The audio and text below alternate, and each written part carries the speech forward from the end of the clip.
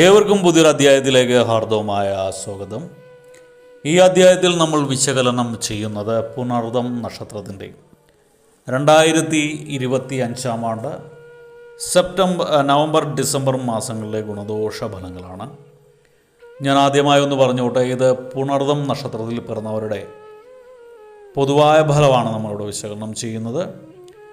നിങ്ങൾക്ക് ഓരോരുത്തർക്കും വ്യക്തിഗത ഫലം ലഭിക്കുന്നതിനായിട്ട് നിങ്ങളുടെ ജാതകം ഒരു ഉത്തമനായ ജ്യോതിഷിയെ കാണിച്ച് രാശി ചിന്തനം നടത്തി മുന്നോട്ട് പോകുന്നതാണ് എന്തുകൊണ്ടെന്നുള്ളത്. ഇനി പൊതുവായ ഫലത്തിലേക്ക് വരാം.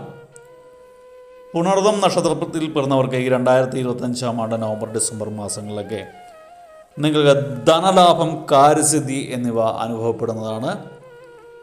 അതുപോലെ തന്നെ ഈ നക്ഷത്രത്തിൽ പിറന്ന പുരുഷന്മാർക്കൊക്കെ ഭാര്യയുടെ വക സ്വത്തുക്കൾ കൈവശം വന്നു ചേരാനുള്ള യോഗമുണ്ട്.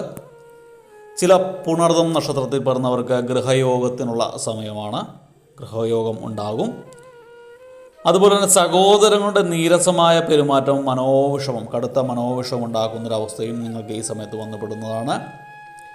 ഇതിലെടുത്തു പറയേണ്ട 2, 3, 9, 14, 19, 26, 28 എന്നീ തീയതികൾ നിങ്ങൾക്ക് ശുഭ സൂചകമായിട്ട് കാണുന്നില്ല.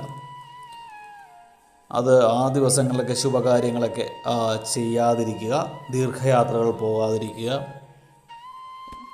ആ ദിവസം പ്രത്യേകം എന്തെങ്കിലുമൊക്കെ അത്യാവശ്യമായിട്ട് എവിടെയെങ്കിലുമൊക്കെ ആ സമയത്തൊക്കെ പോകേണ്ടി വന്നു കഴിഞ്ഞാൽ ഒറ്റയ്ക്ക് പോകാതിരിക്കുക. പറ്റിയാൽ ശിവഭഗവാനെ മനസ്സിൽ ധ്യാനിച്ചിട്ട് യാത്ര തുടങ്ങുക. നിങ്ങൾക്ക് ദീർഘനാളായിട്ട് മനസ്സിനെ അലട്ടിക്കൊണ്ടിരിക്കുന്ന പല പ്രശ്നങ്ങൾക്കും പരിഹാരം ഉണ്ടാക്കാൻ സാധ്യതയുള്ള സമയമാണ്. സന്താനങ്ങൾ മൂലം മനസന്തോഷം ഉണ്ടാകുന്ന ഒരവസ്ഥ ഉണ്ടാകുന്നതാണ് നിങ്ങൾക്ക് ഈ മാസം.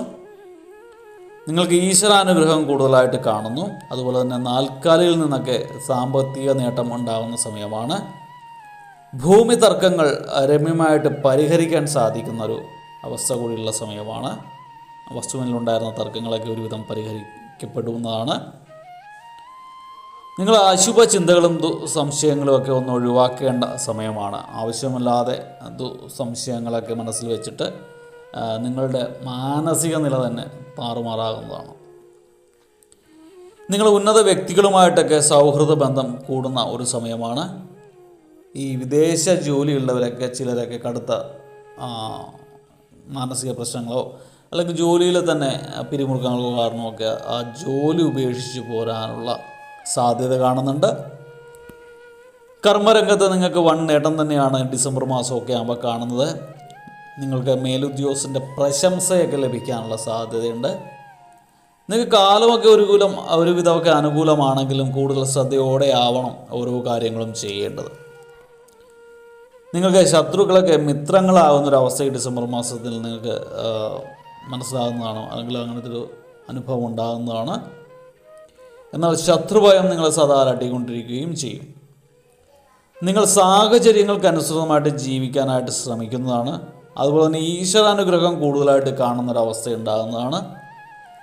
പുണ്യസ്ഥലങ്ങൾ ദർശിച്ചും പുണ്യകർമ്മങ്ങൾ ചെയ്യും ശിവപ്രീതി നേടുകയാണെങ്കിൽ സർവ്വദോഷങ്ങളും നിങ്ങൾക്ക് ഒരുവിധം മാറിക്കിട്ടുന്നതാണ്. തിങ്കളാഴ്ചകളിലെ ശിവക്ഷേത്ര ദർശനം നിങ്ങൾക്ക് ഗുണകരമാണ്.